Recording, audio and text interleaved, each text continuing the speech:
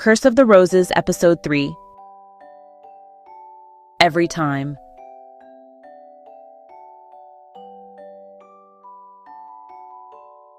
They came up the long gravel road just after noon. Local men, workmen, hired hands, the kind who know how to patch things just well enough that it holds for a while. A quick day's pay, that's what they were thinking. I watched and waited, remembering how they always stopped before they reached the house, unsure whether to go any farther, as if the land itself had to decide whether it would have them. I had a list, a long one, long enough to admit the truth I'd been avoiding, that the house had been losing a quiet war for years. Time pressed in, but not on me. Boards bowed, beams sagged under the patient weight of decay. I wasn't trying to save it. I just needed it to hold. They asked the questions everyone asks. Is your father home? I told them he was out in the fields, said he'd be back soon. While I spoke, I studied them. Not just their ages, young, middle-aged, older, but the way they held themselves.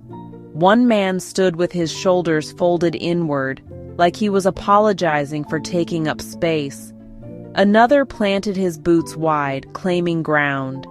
I noticed their smells before I meant to.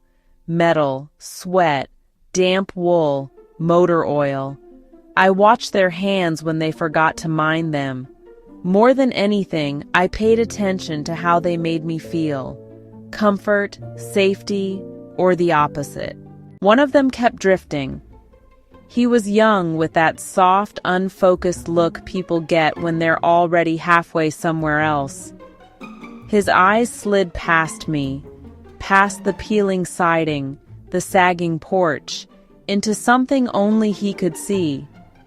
Awe, maybe, or hunger. I couldn't tell which.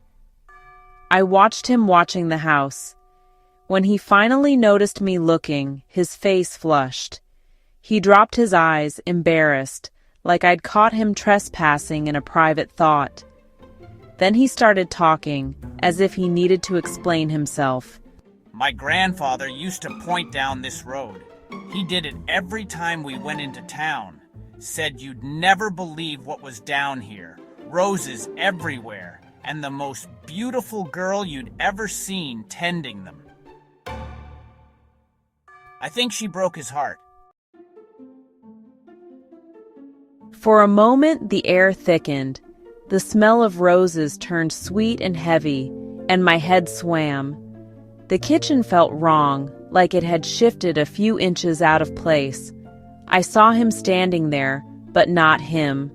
Another young man, same height, same easy smile, sunlight where it didn't belong.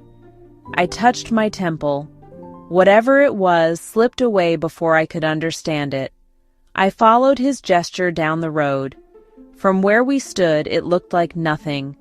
Barren land, tired fences, weeds clawing their way through gravel. I smiled. No, I guess you wouldn't see it from the road, I said. He looked back at me then, eyes bright. Up here, though, he said, it feels different, like a fairy tale. Then carefully, like he was afraid of getting it wrong, You must be the granddaughter. It caught me off guard. I felt myself blush before I could stop it. I told him I'd have my father call, asked if he could be back the next morning, 8 o'clock. Yes, ma'am, bright and early. I took his information last. He came back for the next few days. He puttered through the house slowly, reverently, like it might bruise if he moved too fast. The walls felt like they were listening. I brought drinks out to the porch, cloudy lemonade in old glass jars, ice clinking like small bones. Thank you. He always finished the glass. And in the evenings, when he left, I stood in the doorway and watched his truck disappear down the gravel road, until the land swallowed him again, and the roses settled back into their silence. I'll be back with the next part. Stay tuned.